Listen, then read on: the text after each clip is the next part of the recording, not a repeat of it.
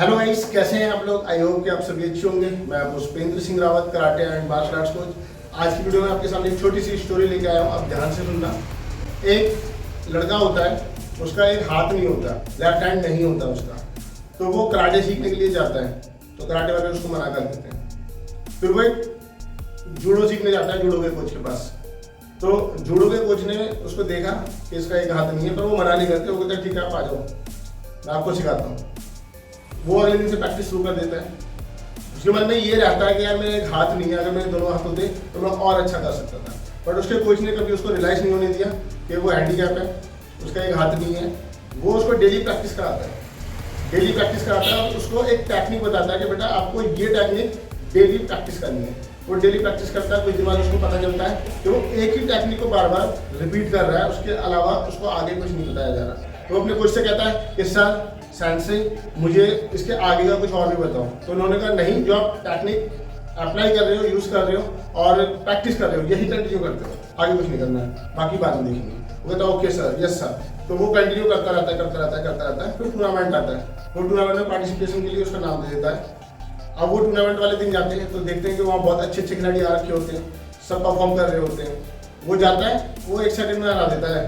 जिसका एक हाथ नहीं होता वो सामने वाले ओपोनेंट को तुरंत हरा देता है, एकदम उठा के थ्रो कर देता है और जीत जाता है।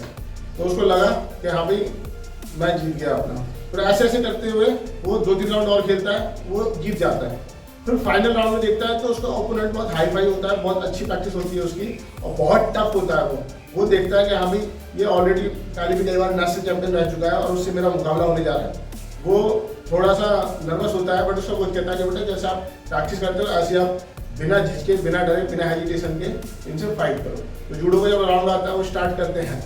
वो जो नेशनल चैंपियन होता है 4 बार का, उसको उठा के एक बार में थ्रो कर देता है। एक बार में थ्रो करके वो जीत जाता है और उसे अपने ऊपर विश्वास नहीं होता कि मैंने नेशनल प्लेयर को हराया है। तब उसने अपने कोच से पूछा कि सर ये तुक्का था या मैं सच में जीता हूँ। तो वो कहता बेटा आप सच में जीते हो। तो वो पूछता है सर इसका कोई तोड़ नहीं था क्या? अभी इसका बिल्कुल तोड़ था, इसको रोका जा सकता था। जो टेक्निक आपने लगाई थी, जो टेक्निक आपने अप्लाई की थी, उसको बिल्कुल रोका जाता था। और देखो सबसे पहले मैं आपको बताना चाहूँ, जो मूव, जो टेक्निक आप इस्तेमाल कर रहे थे वो बहुत रेयर है। उसकी आपने हजारों बार प्रैक्टिस की है तो आपका अंदर परफेक्शन आ गया है। दूसरा, उसको सिर्फ एक ही स्थिति में रोका जा सकता था, अगर बाएं हाथ से आपको कंट्रोल किया जाए या ब्लॉक किया जाए। बट यहाँ पर आपका बायां हाथ था ही नहीं, तो वो कंट्रोल नहीं हुआ और आपने उसको उस दाव से हरा दिया।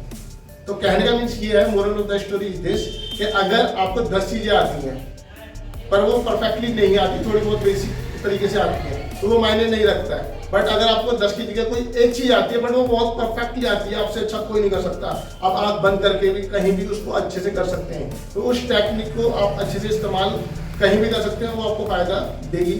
यानी कि 10,000 चीजें सीखने से बढ़िया है आप कोई भी एक चीज सीखो, परफेक्टली सीखो, परफेक्शन के साथ सीखो और ऐसा कर सको कि लोग खड़े होकर क्लैपिंग करें।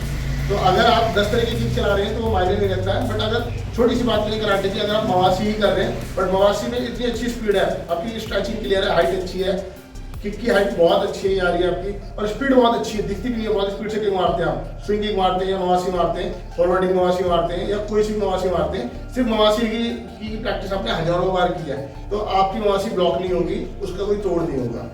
तो आप प्रैक्टिस जो कर रहे हैं, क्या टेक्निक कर रहे हैं, कितनी टेक्निक कर रहे हैं, ये मायने नहीं रखता है, आप उसको कितनी बार प्रैक्टिस कर रहे हैं ये मायने रखता है। तो आई होप आपको समझ में आया होगा मैं क्या बताना चाहता हूँ इस स्टोरी के माध्यम से। तो आज की वीडियो में बस इतना ही, बाकी मिलते हैं अपनी अगली वीडियो में एक नए टॉपिक के साथ। तब तक के लिए आप लोग अपना ख्याल रखिए, फिट रहिए, एक्टिव रहिए, स्ट्रांग रहिए। Okay, bye bye.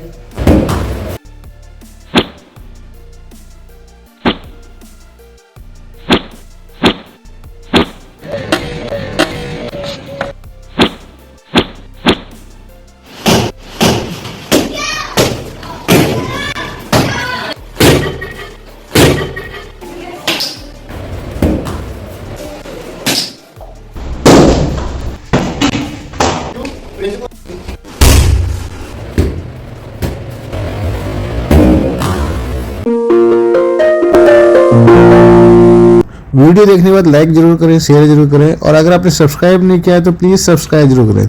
Thank you.